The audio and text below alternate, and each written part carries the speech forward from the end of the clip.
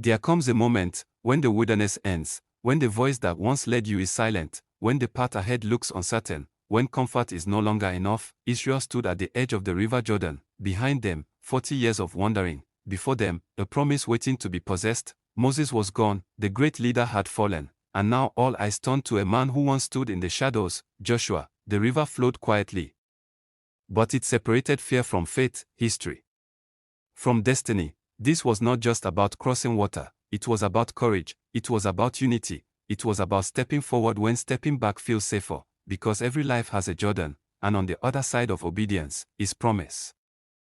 They had wandered for 40 years, now they stood before a river that separated them from destiny. Behind them, the wilderness, before them, the promise guarded by fear, uncertainty, and enemies they had never faced. One command echoed through the camp: prepare. For in 3 days, you will cross. But no one knew how, and what happened next would change the history of God's people forever. Then Joshua rose, his voice carried across the camp like thunder wrapped in hope. Prepare your provisions. In three days you will cross this Jordan and take possession of the land the Lord your God is giving you. Rise up, O Israel! Joshua reminded Prepare the tribes who had already promise received awaits land beyond of the their Jordan. responsibility. They were not to rest yet. They must fight beside their brothers until everyone received their inheritance. No one would stand alone. Victory would belong to all.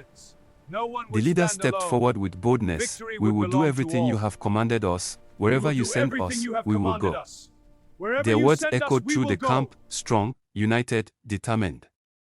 But beneath their courage, tension remained. The river still stood between them and the promise. Enemies waited in the land ahead, and no one knew exactly what would happen next.